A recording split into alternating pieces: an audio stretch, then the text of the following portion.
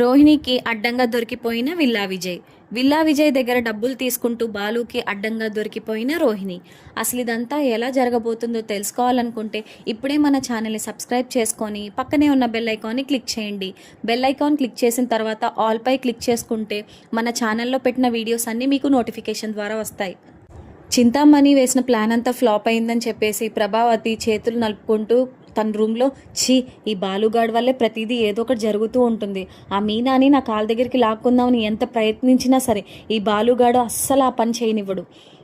ఈ మీనా ఇప్పుడు నా తలకెక్కి కూర్చుంటుంది. పైగా 10 లక్షల ఆర్డర్ అంటున్నారు.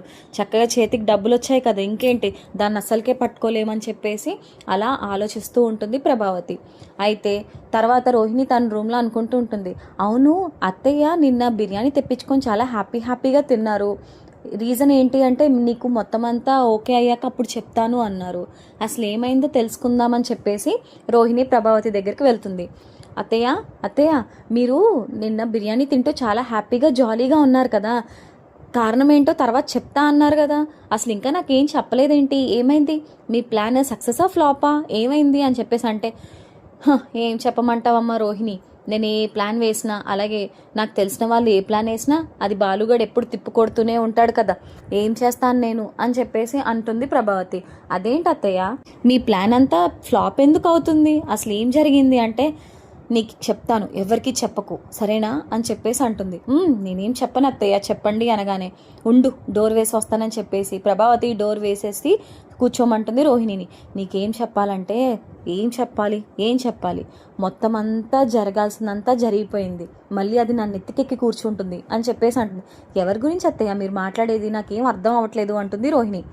అదేనమ్మా మీనా, ఇంకెవరు ఉంది కదా నాకు, కాళ్ళు అంటూ నా నెత్తికెక్కి కూర్చుంటుంది, అదంతే, నేనే మీ కోడలనంటూ ఏదేదో సోది చెప్తూ ఉంటుంది నాకు, దాన్ని ఎంత కిందకి లాగుదామంటే అది అంత పైకి ఎదిగి కూర్చుంటుంది, దానికి కారణమంతా ఉన్నాడు కదా మా సుపుత్రుడు ఆ బాలుగాడే అని చెప్పేసి తిట్టుకుంటుంది. అసలు ఏం జరిగిందో చెప్తేనే కదా అత్తయ్య నాకు తెలిసేది అంటుంది రోహిణి. అదేనమ్మా చింతామణి తెలుసు కదా నీకు, ఆవిడ తన దగ్గర ఏదైనా ప్లాన్ ఉందా అంటే, ప్లాన్ ఉంది, నేను వేస్తాను ప్లాన్ అని చెప్పేసి చాలా గర్వంగా చెప్పింది నాకు. ప్లాన్ ఏంటంటే తన తెలిసిన మేనేజర్ ఉన్నాడంట, ఆ మేనేజర్ దగ్గర నుంచి దీనికి ఆర్డర్ వచ్చేలా చేసి మిగతా డబ్బులంతా ఇవ్వకుండా ఎగ్గొడితే అప్పుడు దీని పొగరంతా తగ్గి నా కాళ్ళ దగ్గరికి వస్తుందని చెప్పేసి చెప్పిందమ్మా నాకు. అయితే ప్లాన్ అంతా బాగానే వేశారు, అంతా బాగానే జరిగింది. కానీ ఏమైందంటే వాడు 1,00,000 రూపాయలు ఇచ్చిన తర్వాత మాట్లాడదామని చెప్పేసి చింతామణి అలాగే మేనేజర్ ఇద్దరు గుడి దగ్గర దాకా వచ్చాక ఆ బాలుగాడే మొత్తం ప్లాన్ వేసి అందరూ కలిసి వాళ్ళని పట్టుబట్టించాడమ్మా. అయితే ఆ మేనేజర్ మిగతా డబ్బులంతా ఆ ఓనర్ మేనేజర్ చేత మీనాకి ఇప్పించాడు. మీనా చాలా సంతోషంగా ఉంది. అదే నాకు ఇప్పుడు నచ్చట్లేదు, దానికి గనక డబ్బు వస్తుంది, దానికి గనక జీతం వస్తుందని అంతా, దానికి గనక అన్నీ కరెక్ట్గా అయితే ఇంకా అది నా మాట ఎందుకు వింటుంది, నేనంటే అసలు దానికి ఎంత గౌరవం లేకుండా పోతుందో, ఖచ్చితంగా తనని ఆ కాల్కి లాక్కుందాం అనుకున్నాను, అదేమో నా నెత్తికెక్కి కూర్చుంటుంది అని అంటుంది ప్రభావతి. అప్పుడు రోహిణి, అయ్యో అత్తయ్య మరి మీరు ఈ ప్లాన్ గురించి ఎవరికైనా చెప్పారా అంటే, ఎవరికైనా చెప్తే నన్ను బతకనిస్తారా, ముఖ్యంగా బాలుగాడు ఇంట్లోంచి నన్ను బయటికి తోసేస్తాడు అని అంటుంది ప్రభావతి. మరి ఇప్పుడు ఏం చేద్దాం అనుకుంటున్నారు అత్తయ్య అని అడుగుతుంది రోహిణి. ఇంకేం చేస్తానమ్మా, ఈ నా బతుకు ఇంతే, నా తలరా తింతే అని బుర్రనేసి కొట్టుకోవడం తప్ప నేను చేసేదేమీ లేదు అంటే, అప్పుడు రోహిణి అంటుంది, ఎందుకు అత్తయ్య మీనా మీతో బాగానే ఉంటుంది కదా పాపం అంటే, ఆహా నీకు పాపమా, అది ఎంత నంగనాచో తెలుసా, బయటికి ఏమీ కనపడదు, అమాయకపు ముఖం వేసుకొని అలా కూర్చొని ఉంటుంది, కానీ లోపల ఎన్ని కుట్రలు జరుగుతాయో నీకేం తెలుసు. తన భర్తను కొంగున ముడేసుకుంది, ఇంకేముంది, వాడు ఆడిందే ఆట పాడిందే పాట అన్నట్టు దాని వెనకాలే తిరుగుతూ ఉంటాడు, దానికి ఎప్పుడు సపోర్ట్ చేస్తూనే ఉంటాడు. ఈ అమ్మని ఏనాడైనా అమ్మలా చూసాడా, లేనే లేదు. వాళ్ళ పిల్లల దగ్గరకు వస్తే మాత్రం ఇంత పొడుగు లెగుస్తాడు. అందుకనే చెప్తున్నాను, ఎప్పుడైనా సరే ఆ మీనాని నా కాళ్ళ దగ్గరికి లాక్కోవడం దాకా నేను అస్సలు ఓర్వలేను, నేను చూడలేను కూడా అని చెప్పేసి అంటుంది ప్రభావతి రోహిణితో. అప్పుడు రోహిణి లోపల, ఇంత కన్నింగ్ అత్తయ్య గారా, ఎందుకని అంత కోపం మీనా అంటే, తన కాళ్ళ మీద తను బతుకుతుంది కదా, తను లాగడం అని చూస్తారు, పైగా ఇంటి పని అంతా చేస్తుంది, ఇంకెవరు చేస్తారు, నేను చేయను, అలాగే శృతి కూడా చేయదు, ఈవిడికి చేసి పెడుతుంటే ఎందుకు ఇంత నొప్పి అని లోపల అనుకుని, సరే అత్తయ్య మీరేం కంగారు పడకండి, ఏం కాదులే, అంతా బాగానే ఉంటుంది, తనెందుకు మీ నెత్తి మీదకి కూర్చుంటుంది, ఇంటి పని అంతా తను చేస్తుంది కదా, ఏం పర్వాలేదులే, నాకు పని ఉంది అత్తయ్య నేను వెళ్తాను అని చెప్పేసి రోహిణి అక్కడి నుండి తప్పించుకుంటుంది. తర్వాత ప్రభావతి కూడా ఇంతేలా నా తలరాత అని చెప్పేసి అలా కూర్చుని తీక్షణంగా ఆలోచిస్తూ ఉంటుంది. ఆ తర్వాత రోహిణి మనోజ్తో మాట్లాడుతుంది. మనోజ్, ఇవాళ మీటింగ్ ఏదో ఉందన్నావు కదా, నువ్వు మీటింగ్కి వెళ్ళు, నాకు కొంచెం పని ఉంది అని చెప్పేసి అంటుంది. ఏం పని రోహిణి, నాతో పాటు నువ్వు కూడా రా అని చెప్పేసి అంటాడు మనోజ్. లేదు మనోజ్, నాకు కొంచెం పని ఉంది, నేను బయటికి వెళ్ళాలి అని చెప్పేసి అంటుంది. ఇంతకీ రోహిణి చింటూని అలాగే వాళ్ళ అమ్మని కలవడానికి వెళ్దామని అనుకుంటుంది. ఎందుకంటే చింటూని చూసి చాలా రోజులు అవుతుంది రోహిణి, అందుకని. సరే రోహిణి, నువ్వు వెళ్ళైతే, నేను మీటింగ్కి వెళ్ళాలి, టైం అవుతుంది అని చెప్పేసి మనోజ్ వెళ్ళిపోతాడు. అప్పుడు రోహిణి అమ్మని ఎలాగైనా కలవాలి అని చెప్పేసి బయటికి వస్తుంది. రోహిణి తన అమ్మ సుగుణమ్మ దగ్గరికి వెళ్తుంది. వెళ్ళిన తర్వాత వెంటనే డోర్ వేసేస్తుంది. వేసిన తర్వాత అమ్మ అంతా బాగానే ఉంటుంది కదా, అంతా బాగానే ఉందని అనుకుంటున్నాను, ఇంకో నాకు ఇంకా ఇక్కడికి రావడానికి అవ్వట్లేదు ఎక్కువ, అందుకనే ఎక్కువ రాలేకపోతున్నానమ్మా. ఎలా ఉంది చింటూ, చదువు అంతా బాగానే ఉందా అని చెప్పేసి అడగగానే సుగుణమ్మ ఏముందమ్మా, అంతా బాగానే ఉంటుంది, నేను బతుకున్నన్నాళ్ళు నేను బాగానే చూసుకుంటాను, కానీ ఒకవేళ నేను పోయిన తర్వాత ఏంటా పరిస్థితి అని చెప్పేసి అనగానే అమ్మా నువ్వు ఆపు, పిచ్చి పిచ్చి మాటలు ఎందుకు మాట్లాడుతున్నావు, అంతా బాగానే ఉంటుందని నేను చెప్తున్నాను కదా, ఏం పర్వాలేదు, నువ్వు ఎందుకు అలాంటి పిచ్చి మాటలు మాట్లాడుతున్నావు, నీ ఆరోగ్యం జాగ్రత్తగా చూసుకో, ఏమైనా అవసరమైతే నాకు ఫోన్ చేయని చెప్తున్నాను కదమ్మా అంటుంది రోహిణి. అప్పుడు సుగుణమ్మ సరేనమ్మా అంతా బాగానే ఉంది, ఏం పర్వాలేదు, వాడు బాగానే చదువుకుంటున్నాడు, కాకపోతే అమ్మే కదా, నువ్వు దగ్గరుండి చదివిస్తే ఇంకా బాగా చదువుకుంటాడని నేను అనుకుంటున్నాను, ఏం పర్వాలేదులే. ఇంకొకటి, నువ్వు ఎవరికంటా పడకుండా ఉంటే బాగుంటుంది, ఇక్కడికి వచ్చే ముందు నాకు ఒక ఫోన్ చేసావనుకో, నేను కొంచెం జాగ్రత్తగా ఉండడానికి బాగుంటుంది. జాగ్రత్తగా ఉండడం తప్పేమీ కాదు కదా, ఏ బాలుకో ఎవరికైనా సరే డౌట్ వచ్చిందంటే ఎలా మాట్లాడతారో తెలిసిందే కదా నీ గురించి, కాబట్టి నాకు ఒకసారి ఫోన్ చేసి అప్పుడు రామ్మా అని అంటుంది సుగుణమ్మ. ఏం పర్వాలేదులే అమ్మ, ఎవరికేం తెలియదులే, ఎవరికేమైనా తెలిస్తే నేనే చూసుకుంటాను, ఏం పర్వాలేదు, అయినా నాకంటూ ఒక మంచి ఫ్రెండ్ కూడా ఉంది, ఆ విద్య ప్రతి దాంట్లో నాకు సహాయంగా ఉంటుంది, అంతకుమించి ఇంకేం కావాలమ్మా, ఏం పర్వాలేదు అని అంటుంది. ఇంట్లో వాళ్ళందరూ బాగానే ఉన్నారు కదమ్మా అని అడుగుతుంది సుగుణమ్మ. అంతా బాగానే ఉన్నారమ్మా, అంతా బాగానే ఉంది, అందరూ బాగానే ఉన్నారు అని చెప్పేసి అంటుంది రోహిణి. సరే అమ్మా, ఎక్కువసేపు ఇక్కడ ఉన్నా సరే కష్టమే, మంచిది కాదు, మళ్ళీ చింటూ స్కూల్ టైం అయింది, చింటూ గనక మళ్ళీ వచ్చాడంటే నువ్వు ఉండమ్మా అని చెప్పేసి నేను బాధపడతాడు వాడు, అలాగే నువ్వేమో ఇక్కడి నుంచి వెళ్ళాల్సి వస్తుంది, వాడి దగ్గర ఉండడానికి అవ్వదు, కాబట్టి తొందరగా వెళ్ళిపో అని చెప్పేసి అంటుంది సుగుణమ్మ. ఏంటో అమ్మ ఈ జీవితం, అంతా బాగానే ఉంది, కానీ చింటూ మీదే నా బాధ అంతా, చింటూ గురించే కదా నేను ఇవంతా చేస్తుంది, ఏంటో వాడిని ప్రశాంతంగా కలవడానికి కూడా నాకు కుదరట్లేదు, ఏంటో ఈ జీవితం అనిపిస్తుంది ఒక్కొక్కసారి, కానీ వాడిని మాత్రం జాగ్రత్తగా చూసుకోమ్మా అని అంటుంది రోహిణి. అప్పుడు సుగుణమ్మ అంతే అమ్మా, జీవితాలు కొన్ని ఇలానే తారుమారు అవుతూ ఉంటాయి, ఏం పర్వాలేదు, నువ్వేమి చింటూ గురించి బెంగ పెట్టుకోకు, నేనున్నాను కదా చూసుకోవడానికి, నువ్వు ఇక్కడి నుంచి వెళ్ళిపో, మళ్ళీ ఎవరైనా చూసారంటే అంతే సంగతులు అంటుంది సుగుణమ్మ. సరే అమ్మా, చింటూని మాత్రం జాగ్రత్తగా చూసుకొని నీ ఆరోగ్యం కూడా జాగ్రత్త అని బయటికి వచ్చేసి వెళ్తూ ఉంటుంది రోహిణి. కరెక్ట్గా అప్పుడే కారులోంచి బయటికి దిగుతూ కనిపిస్తాడు విల్లా విజయ్. రోహిణి తన ఫోన్ చూసుకుంటూ ఒకేసారి పక్కకు చూడగానే విల్లా విజయ్ని చూస్తుంది. వీడిక్కడున్నాడా అని చెప్పేసి దొంగచాటుగా వెళ్ళి ఆ విల్లా విజయ్ని పట్టుకొని నిలదీస్తుంది రోహిణి. అసలు నువ్వు చేసిన పనికి మా జీవితాలన్నీ ఎలా తారుమారయ్యాయో తెలుసా అని అనగానే విల్లా విజయ్ షాక్ అయి మేడం మేడం మేడం అంటాడు. నువ్వు ఆపే, ఏంటిది ఇంత దారుణానికి ఒడిగడతావా నువ్వు, మా బ్రతుకులన్నీ ఎంత నాశనం అయిపోయావు, 40 లక్షలు ఒకటా రెండా, ఎంత బాధపడ్డామో తెలుసా మీకు, అసలు ఏం మనిషివి నువ్వు, నా డబ్బంతా కాజేసి చక్కగా కారులో విలాసంగా తిరుగుతున్నావా, అసలు బుద్ధుందా నీకు నీ భార్యకి అని చెప్పేసి రోహిణి గట్టిగా గడ్డి పెడుతుంది విల్లా విజయ్కి. అప్పుడు ఆ villa Vijay madam sorry madam, please madam నన్ను వదిలేయండి మేడం అంటాడు. ఎలా వదిలేస్తాం నిన్ను, మింగేసావు కదా 40 లక్షలు, ఇప్పుడు ఎక్కడి నుంచి తీసుకొస్తావు వాటిని, నాకు తెలియదు, నా డబ్బు నాకు కావాలి, ఎన్ని ప్రాకులాడామో తెలుసా వాటి కోసం, ఎంత బాధపడ్డామో నీకేం తెలుసు, బోల్డ్ మందితో బోల్డ్ మాటలు పడ్డాం, అలాగే పోలీస్ స్టేషన్కి వెళ్ళి కంప్లైంట్ కూడా చేశాము, ఎంత చేశాము, అయినా సరే నువ్వు మళ్ళీ మా ఆఖరికి నీ వల్ల మా ఆయనకి యాక్సిడెంట్ కూడా అయ్యి కళ్ళు పోయేంత పని అయింది తెలుసా నీకు అనగానే వీళ్ళ విజయ్ షాక్ అవుతాడు. మేడం నా వల్ల ఏంటి మేడం అంటే, నీ వల్ల కాకపోతే ఇంకెవరి వల్ల, నీకోసమే నీ వెనకాలే పరిగెత్తుకుంటూ వచ్చాడు, నువ్వు వెళ్తున్నావని నేను పట్టుకుందామని, నువ్వేమో పారిపోయావు, ఆయనేమో యాక్సిడెంట్ అయ్యి కింద పడిపోయాడు, తీరా హాస్పిటల్కి తీసుకెళ్తే కళ్ళకు గంతలు కట్టాల్సి వచ్చి దానికి సర్జరీ అయింది తెలుసా నీకు అని చెప్పేసి గట్టిగా గడ్డి పెడుతుంది రోహిణి విజయ్కి. మేడం మేడం అదంతా నా తప్పు కాదు మేడం, ఎక్కడ నన్ను సార్ పట్టుకొని గట్టిగా కొట్టి నన్ను ఈడ్చి పడేస్తారని చెప్పేసి భయంతో నేను వెళ్ళిపోయాను మేడం. ఇంతలా అవుతుందని నేను అనుకోలేదు. సార్కి ఎలా ఉంది అని అనగానే రోహిణి, నువ్వు నోర్మి, సార్కి ఎలా ఉంది నాకెలా ఉందని అడగడం కాదు, ముందు మాకు డబ్బు ఇస్తావా ఇవ్వవా, అయినా నీకు అసలు బుద్ధి జ్ఞానం ఏమైనా ఉందా? అలా ఎలా మోసం చేసి వెళ్ళిపోతావయ్యా నువ్వు? మేమే పిచ్చోళ్ళం, నిన్ను నమ్మి నువ్వే ఓనర్ అనుకొని నమ్మి నీ చేతిలో డబ్బు పెట్టి మోసపోయాము. మాకు అసలు ఏమాత్రం బుద్ధి లేదు.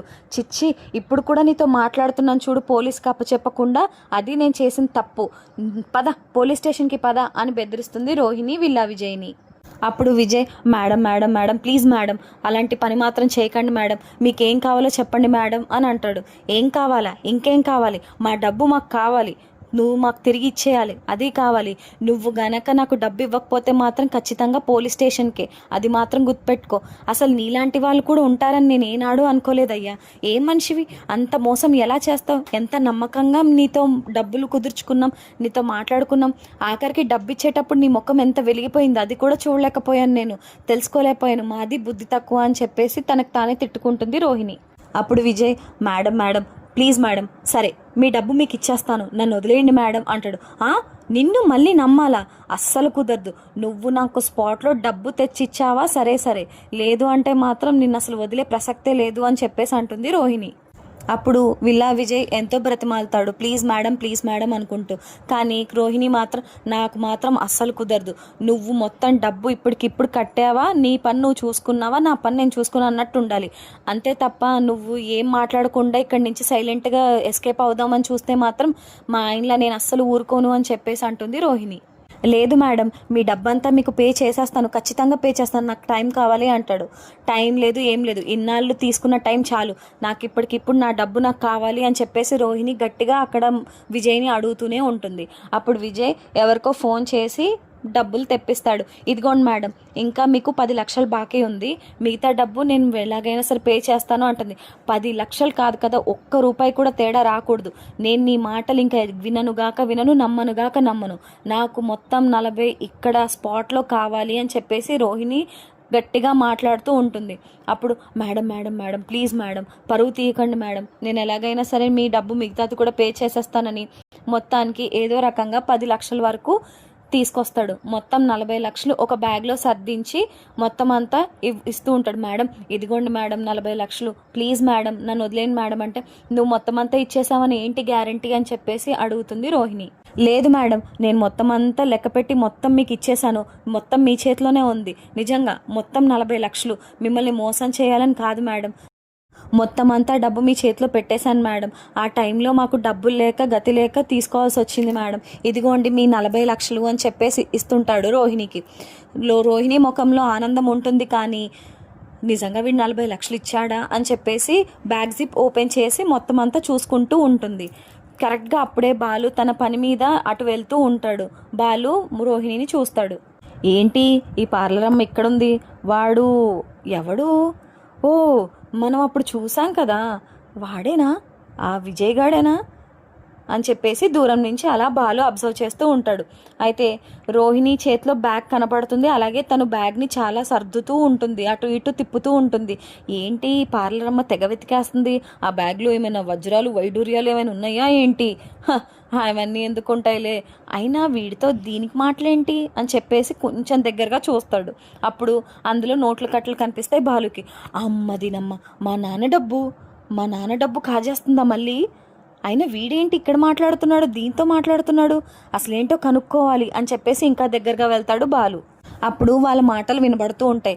అప్పుడు విల్లా విజయ్ అంటాడు, మేడం మీ డబ్బు మొత్తం 40 లక్షలు ఇదిగోండి మేడం, ఇంకా నేనైతే ఏమీ బాకీ లేను మీకు, నన్ను ఇలా వెనకాలే పడి మరీ నన్ను బాధ పెట్టకండి ప్లీజ్ మేడం అని చెప్పేసి అంటాడు విల్లా విజయ్. అప్పుడు రోహిణి, సర్లే డబ్బంతా ఇచ్చేసావు కాబట్టి బతికిపోయావు, లేదంటే నువ్వు ఇంకా పోలీస్ స్టేషన్లో అడుక్కుంటూ చిప్పకూడు తినేవాడివి, అది గుర్తుపెట్టుకో, నేదో ఇచ్చేసావు కాబట్టి ఇవాళ నువ్వు బ్రతికిపోయావు, పో ఇక్కడి నుంచి అని చెప్పేసి అనగానే బాలు అక్కడి నుంచి విన్న అతను షాక్ అవుతాడు.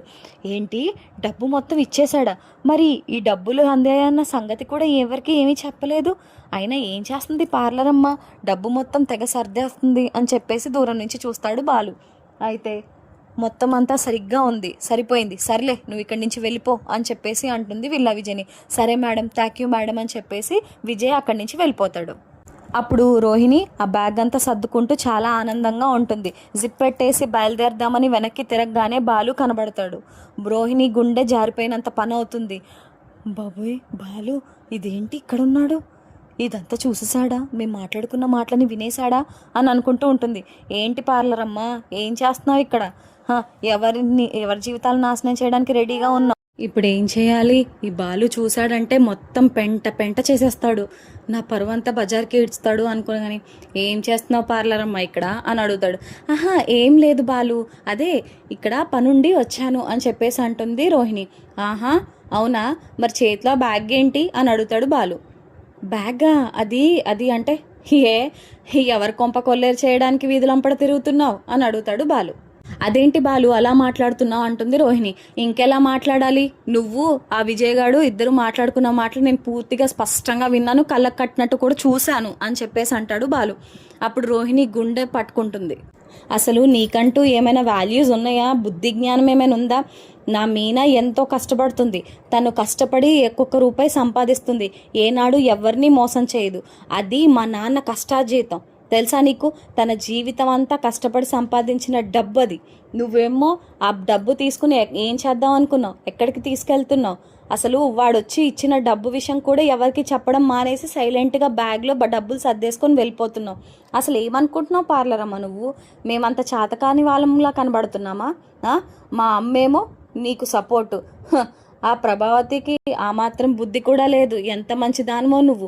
నాకెందుకో నువ్వు మలేషియా నుంచి వచ్చినట్టు కూడా ఏమీ కనిపించవు.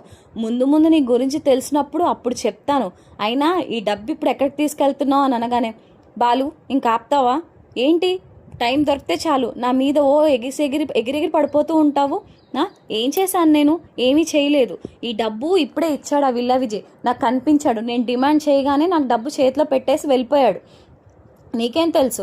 ఆ మనోజ్ కూడా ఆ రోజు పాపం పడిపోయింది వీడి వల్లే. ఇప్పుడు ఏదో నేను అలా పని ఉండాలా నడుస్తూ వెళ్తూ ఉండగా వీడు కనిపించాడు కాబట్టి నేను మిగతా డబ్బు గురించి అడిగితే ఇస్తాను మేడం, రేపు ఇస్తాను మేడం, ఎల్లుండి ఇస్తాను మేడం అని బుకాయించాడు. అస్సలు కుదరదు, నాకు మిగతా డబ్బు అంతా ఇప్పుడే ఇవ్వాలి అని చెప్పేసి కూర్చుంటే అప్పుడు ఏదో రకంగా మాట్లాడి వేరే వాళ్ళతో మాట్లాడి నాకు డబ్బులు ఇప్పించాడు. ఇంత చేస్తే నువ్వు నన్ను ఇన్ని మాటలు అంటున్నావా? ఎందుకని? నేనంటే ఎందుకంత పగ నీకు? నేనేం చేశాను? నేను జరిగింది ఇది, నువ్వు ఎందుకు అన్నీ ఊహించుకుంటున్నావు అని చెప్పేసి అడుగుతుంది రోహిణి బాలుని. అప్పుడు బాలు, నేను నీ గురించే కాదు ఎవరి గురించి అయినా బాగా విడమర్చే ఆలోచిస్తాను. ఒక్కొక్కరి గురించి నాకు తెలుసు. ఆ మనోజ్ గాడు ఏంటో గుడ్డొచ్చి చేలో పడ్డట్టే చేస్తాడు ఏ పనైనా సరే. బుర్ర జ్ఞానం బుద్ధి ఏమీ ఉండదు వాడికి. నువ్వేం చెప్తే అదే వేదం, మా అమ్మ ఏం చెప్తే అదే శాసనం అన్నట్టు చేస్తాడు తింగర్ మొహమ్మోడు. కనీసం ఈ విషయమైనా సరే చెప్పాడో లేదా అని అడుగుతున్నాను. సర్లే, ఆ 40 లక్షలు నాకు ఇచ్చేసే, నేను వెళ్ళి మా నాన్నకి ఇస్తాను అని అంటాడు బాలు. అస్సలు కుదరదు, అలా ఎలా ఇచ్చేస్తాను నేను? ఇది కష్టపడిన డబ్బు అనగానే, కష్టపడిన డబ్బా? అది మా నాన్న కష్టార్జితం. ఎవరి దగ్గర నుంచి సంపాదించావు నువ్వు?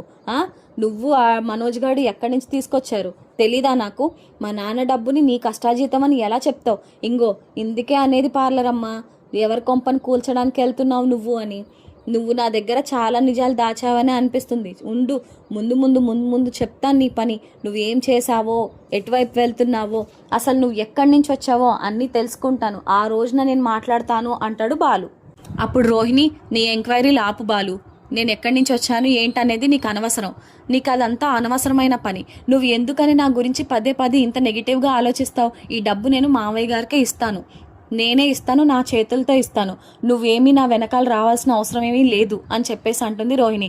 అది మాత్రం అస్సలు కుదరదు. నేను నీతో పాటే వస్తాను, నాన్న దగ్గర నేను కూడా నువ్వేం చెప్తావో వింటాను అని చెప్పేసి అంటాడు బాలు. వాడి దగ్గర డబ్బులు తీసుకున్న విషయం కూడా ఇప్పటికొచ్చి ఎవరికీ చెప్పలేదు. మా మనోజ్ గాడికైనా చెప్పావా? మాకు చెప్పకపోతే చెప్పకపోయావు, వాడికైనా చెప్పాలి కదా. ఎవరికి చెప్పకుండా నువ్వేం చేస్తున్నావో, ఏం పాటు పడుతున్నావో, ఏం వెలబడ్డానికి ట్రై చేస్తున్నావో ఎవరికి తెలుసు? అయినా నీలాంటి వాళ్ళని నేను నమ్మను. నేను కష్టపడే వాళ్ళని నమ్ముతాను. నీలాంటి వాళ్ళు కొంపలు కూల్చే రకాలు. మా అమ్మ, నువ్వు అస్సలు మీ మాటలు నేను నమ్మను. నువ్వు నాతో వస్తున్నావు, మా నాన్నకు డబ్బిస్తున్నావు అని చెప్పేసి అంటాడు బాలు. నేను నీతో రావాల్సిన అవసరం ఏం లేదు, నేను ఆటో ఎక్కి వస్తాను, నువ్వు నీ పని నువ్వు కారులో రా, అవసరం లేదు, నేను నీతో పాటు అసలు రాను అని చెప్పేసి అంటుంది రోహిణి. సరే అయితే నువ్వు ఆటో ఎక్కు, నీ వెనకాల నేను కూడా ఫాలో అవుతూ వస్తాను అంటాడు బాలు. అప్పుడు రోహిణి లోపల, బాబోయ్ వీడి వాళ్ళు నన్ను వదిలిపెట్టేలాగే లేడు కదా, ఏం చెయ్యాలి, అసలు ఎలా పారిపోవాలి ఇక్కడి నుంచి, ఈ డబ్బుని నేను ఎలాగైనా సరే దాయాలి, నాకు కావాలి, నాకు అవసరాలు చాలా ఉన్నాయి, నేను ఇప్పుడే మావయ్యకి ఇచ్చేస్తే తర్వాత మేము సొంతంగా ఫ్లాట్ అంటూ లేదా ఒక ఇండిపెండెంట్ హౌస్ అంటూ ఎలా కొనుక్కుంటాము, మేము ఎలా సపరేట్ అయిపోతాం ఈ మంద నుంచి, ఎలాగైనా సరే వీడిని ఏమార్చాలి, ఏదో రకంగా చెప్పి ఇక్కడి నుంచి పంపించేయాలి అని చెప్పేసి అనుకుంటుంది రోహిణి. అయితే కరెక్ట్గా రోహిణి ఫోన్ వస్తున్నట్టు యాక్షన్ చేస్తుంది.